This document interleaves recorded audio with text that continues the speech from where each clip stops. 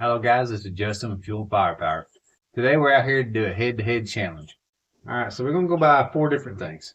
We're going to go by which one's the most accurate, which one is the most consistent as far as velocity. We're going to go which one has the better trigger, and we're going to go which one we just like better, right? Overall, which one do we prefer? And this is going to be subjective, obviously, but after going over all the tests, I think, that can be pretty clear to whoever's shooting. So what we're going to be doing is we're using the Crosmam hollow points in both of them like these. We're going to be using the chronograph, the wheeler trigger pull gauge. I've got a target set up at 10 yards down. I did take the scope off of the Daisy. That way they're both going to be open sights. They're going to be sitting them here and shooting from here, so we try to keep it as consistent as possible and take me out of it. We're going to record all of our findings, and we will go from there. All right, so the first thing we're going to do is the velocity test. We're going to be checking both of them at 2 pumps, both of them at 5 pumps, and both of them at 10 pumps. We're going to do 3 each, so I'm going to try to run through it pretty quick. I'll edit it all down where you don't have to watch me go through all the pumps and everything. But we're going to check them. We're going to record it, find the average, and also see which one's kind of more consistent. See if either one of them maybe drops off a little bit more than the rest or than the other. We'll start with the Crosmam. I'll get you down here where you can read.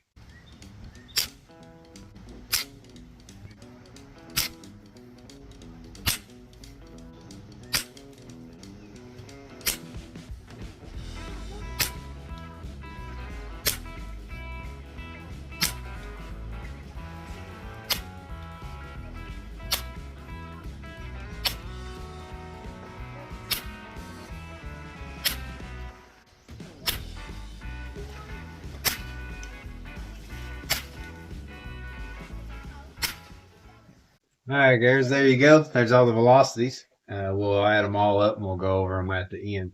Now we're going to try trigger pulls. We're just going to do 2 pumps on each. You can see because it feels the same whether you do 5 or 10. It may be a little different. That might be something we look at a later test, but we're just going to do, we'll do 3 pulls each with 2 pumps each. So we're using the wheeler trigger pull gauge. And we'll start out with the Crosmam.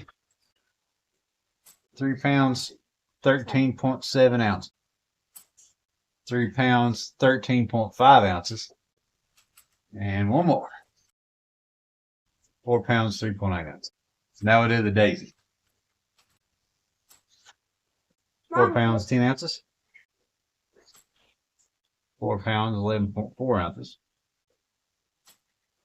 4 pounds, 3.6 ounces. Now we're going to move over to accuracy test. We'll do, let's see, they were closest, I guess, at 2 pumps each. So we'll just do 2 pumps, and we're going to do 5 shots each, a bullseye, and see which one groups the best. The Daisy does have a rifled barrel, so it should have better grouping than the smoothbore here, but we will see. All right, so as you can see, you've got to set up 10 yards down. We're going to set both these on a rest and shoot. But I'm going to get you down there so you can watch that.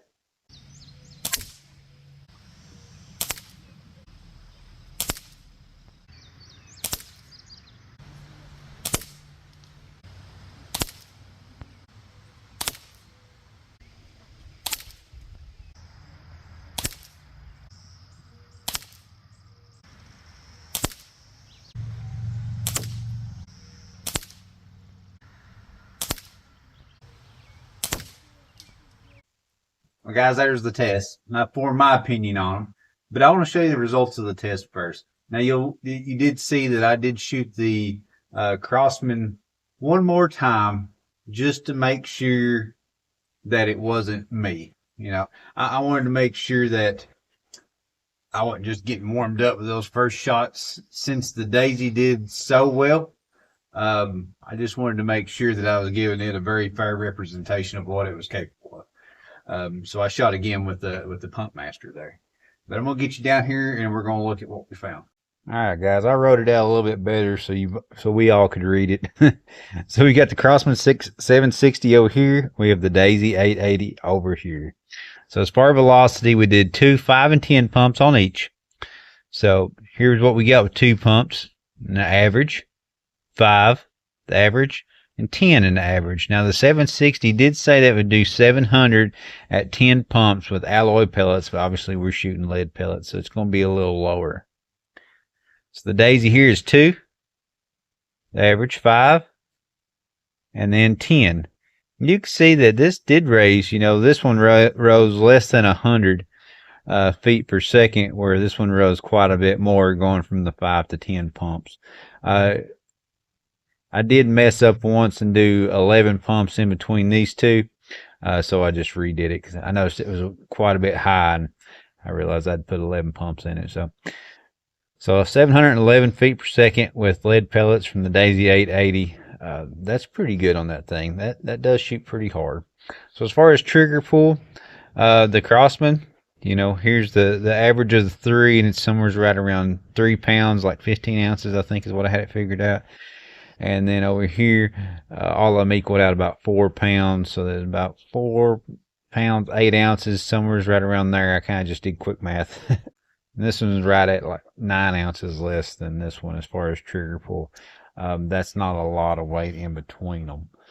So guys, right here is the 760 Pump Master. I think we did put 2 through that hole, and then these ranged over here. And then I shot here, 2 in that hole, I think 2 in that hole, and then 1 there. So a very good group. You could cover that with a quarter. So I was like, well, I put 2 in the same hole up there. Maybe it's just me. Let's try again. And a little bit better, but still nowhere near the group that the 880 does. All right, guys, there you have it. There was the velocity test, trigger pull test, accuracy test. Now let's talk about them a little bit. I will say there's things I like and dislike about both of these. So let's kind of breach over that, because accuracy test, obviously the Daisy won the accuracy test. As far as feet per second and being consistent, like the 760 Pump Master advertises lower feet per second than this one does. So that was to be expected. They both was pretty consistent on feet per second. There was no huge drops or anything like that. So I can't really say that one's better than the other one there. I did notice that going from 5 to 10 pumps with the Daisy, rose quite a bit more feet per second than the Pump Master did. They're both pretty consistent. The Daisy does have more power, builds more power with the pump. So trigger pull, the Pump Master is lighter there. So better velocity here, better trigger here. And then accuracy test. Now this one does have a rifled barrel, so it's just expected to do better. And it did. It shows why a rifle barrel is, pretty important if you're going to shoot pellets. Not as much if you're going to shoot beefies. I did try to give both a very fair representation. I shot off a rest. I think I did really well with those there. I was shooting at 10 yards, open sights. I will say the price point is very close on these two. The Daisy does come with the scope. I removed it for this video just so we could be, equal there. And we was both shooting the Crosmam hollow points. Everything I got does very well with these. They're very consistent through all my rifles. So I feel comfortable that these are going to do well with these pellets if they're going to do well with any. So now let's talk pros.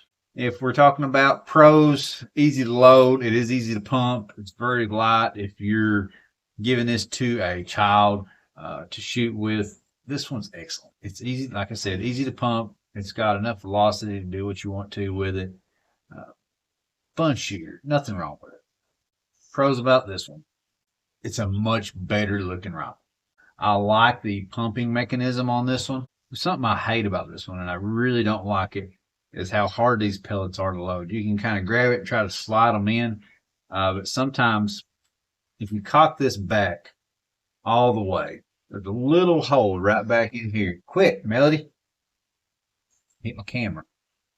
There's a little hole right back in here.